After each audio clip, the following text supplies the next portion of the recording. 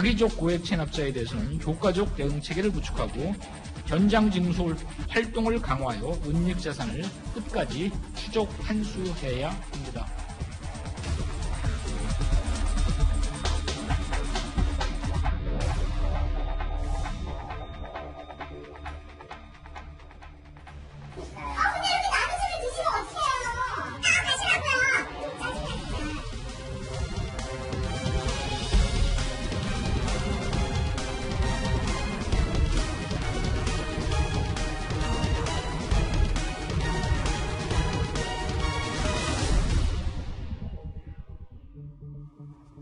세금을 내는 건 국민의 4대 의무 가운데 하나죠. 하지만 세금을 낼 돈이 없다고 버티면서 정작 수십억 원대 고급 아파트에 살면서 외제차를 타고 다니는 사람들이 많습니다. 자, 국세청이 올해도 어김없이 고액 체납자들과의 전쟁을 선포했습니다. 양지열 변호사님, 예. 많이 진행됐습니까? 진행 중입니다. 근데 네. 올해 이제 5천만 원 이상 고액 체납자만 325명으로 국세청이 지금 선정을 했고요. 네. 벌써 이분들로부터 1,500억 원이 넘는 세금을 징수했는데. 벌써 1,500억 원이나 네. 징수를 했어요. 근데 그렇게 되는 게 그냥 되는 게 아니고요. 잠깐 화면에서 보신 것처럼. 네. 또 골드바 찾아내고 현금 뭉치로 집안에 감춰놓고 다른 사람 명의로 된 집에 숨어 살고 이런 것들을 적발하느라고 국세청 직원분들이 탐문수사하고 잠복 근무까지 해가면서 지금 다 밝히는 거거든요. 그러니까 세금을 이 고액 체납을 하는 분들 때문에 사실 저렇게 하는 업무가 또 세금으로 이루어지는 거잖아요. 그렇죠. 그러니까 저분들이 세금을 안 내는 바람에 국민들이 세금이 또 낭비돼요. 세금을 내는 거예요, 사실은. 호화 생활을 하면서도 세금을 내지 않고 있는 고액 체납자들, 그 뻔뻔한 정도가요, 혀를 내두릅니다. 한번 보시죠. 가택 수색제 진행하겠습니다. 남의 집을 드시면 어떡해요? 남의 집을 드시는 게 아니라 체납자 집을 드실 수 있도록 되어 있는 거예요.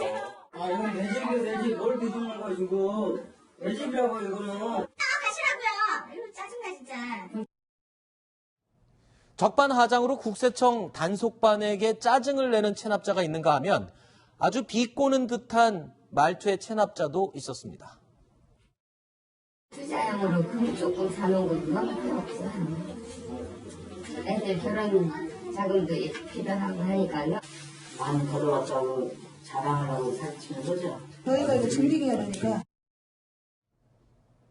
근데 얘기를 들어보니까요, 싱크대 안에도 돈다발이 들어있고 심지어 인형 안에도 돈다발이 들어가 있고 이거 은닉 수법 이거 뭐 기상천외하군요. 저거는 기상천외한 아니고요. 다 일반적으로 저 정도는 아마 국세청이 다 알고 있어요. 그래요? 어디다 이게 이제 숨겨놓는지. 국세청 저 하시는 분들이 정말 베테랑들이거든요. 그러니까 이게 지금 정부가 세금이 없긴 없는 모양이에요. 제가 옛날에 열심히 취재했을 때 하는 기억은 비닐봉지에 넣어서 변기 그렇죠. 물 내리는 데다가 넣어놨던 분도 제가 기억을 합니다. 네. 그러니까 이제 뭐 보면 이게 이제 돈을 이제 예를 들면 뭐 판다든지 뭐 이렇게 하면 일단 이게 은행에서 이제 있을 거 아닙니까? 네. 그러니까 은행에도 한 번에 꺼내면 또 표시가 나잖아요. 네. 그러니까 수차례 걸쳐서 은행에 뭐 예를 들면 뭐 100번에 걸쳐서 조금씩 꺼내서 돈을 다 모아놓습니다. 네. 근데 대여금고 같은데 몇 개 넣으면 또 명의가 있잖아요. 네. 그러면 예를 들어 명의를 딴 사람 명의로 하면 그것도 추적을 해요. 네. 그러면 친척 중에 혹시 대여금고에 있는 사람이 없는지. 아하. 그러면 또 그것도 불안하니까 집에 이제 저렇게 이제 숨겨놓는 건데 아하. 집에 사실 금고 같은 데는 다 알지 않습니까? 네. 그러다 보니까 이제 인형을 안에 뜯어서 솜을 꺼내고 그 안에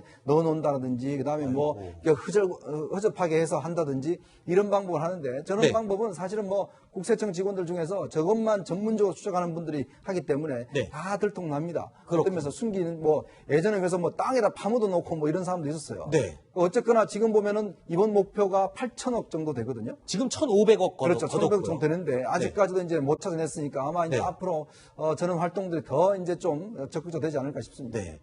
저렇게 물리적으로 돈다발을 빼다가 숨겨놓는 것도 1차적인 방법이라면 또 2차적으로 법을 교묘하게 이용하는 수법들도 많다면서요. 그러니까 뭐 예를 들어서 세금고지서 나오고 나면 갑작스럽게 재산들을 주변인들, 뭐 며느리한테 명의를 이전하는 경우도 있고요. 아하. 이혼을 하면 이게 이혼해서 재산 분할하는 것은 이게 원래 가지고 있던 각자의 재산이라고 보기 때문에 증여세 같은 게 안 나오고 양도소 때 그러니까 그런 식으로 해서 같은 집 뻔히 살고 있으면서도 이혼을 하는 분들도 계시고 네. 아니면 자기 이름이 아니라 다른 사람 이름 믿을 만한 사람 이름으로 그 대여금고를 대여해서 거기에 뭐 현금 다발 같은 것을 넣어놓는 분들도 있긴 한데요. 네. 지금 이렇게 뭐 말씀드리는 정도, 저희가 이 정도를 파악할 정도로 국세청 직원분들은 다 알고 있어요. 게다가 예전처럼 현금을 사용할 수 있는 시대가 아니잖아요. 그렇죠. 그러니까 돈의 흐름이라고 하는 게 왜 아까 인출할 때도 뭐 2천만 원 밑으로 쪼개서 인출하냐면 2천만 원만 넘어가도 요즘 금융주책에 바로 들어가거든요. 그러니까 이렇게 해봐야 많이 소용없고요. 국세청에서 다 찾아낸 다음에 과태료까지 추가해서 맞부하게 만듭니다. 하지 마십시오 좀. 그렇죠. 저는 월급을 받기 때문에 세금을 거의 100%다 낸다고 봐야 되는 상황에서 저런 분들 보면 대단하다는 생각이 듭니다만. 그러니까 일정 금액 이상을 체납하면 이제 해외 출국을 금지한다든지 네. 이런 다양한 그 아이디어들이 나오고 있지 않습니까? 네. 그러니까 이 세금은 죽음과 똑같다고 합니다. 네. 피할 수 없습니다. 아, 납부하시는 게 가장 현명한 방법입니다. 아직도 체납자들에게 징수해야 할 세금은 어마어마하게 남아 있습니다. 이 때문에 국민들의 도움이 절실하다라고 하는데, 아니 국민들의 도움이 어떻게 필요한 겁니까? 일단 제보가 필요한 거죠. 제보요? 예. 누가 세금 안 내는 거를 우리가 제보를 할 수가 있다는 그러니까 거예요? 예를 들면 이런 거죠. 고납 체육자들 계속 예를 들어서 제보 건수들 같은 경우에 네. 만약에 뭐 여러 일본어 이혼해가지고 어디가 숨어서 산다거나 이런 사람을 알 수도 있잖아요. 네네네. 뭐 이웃에 사는 사람이든 뭐 아는 친척은 아니더라도 뭐 네. 아내 지인 중에 그런 분들이 있을 수 있잖아요. 그렇죠. 세금을 안 내는데 예를 들어서 뭐 고가의 뭐 차를 운행한다든지 이런 네. 부분들 이런 분들 발견해서 만약에 신고를 하게 되면 포상금도 받습니다. 그래서 그런 부분들을 좀 적극적으로 활용할 필요가 있고 아까 지금 부장원 차장도 얘기했지만 좀 뭐랄까요, 창피를 주는 방법도 필요해요. 인도는 어떻게까지 하는 줄 아세요? 인도 같은 경우는 고액으로 세금을 안 내잖아요.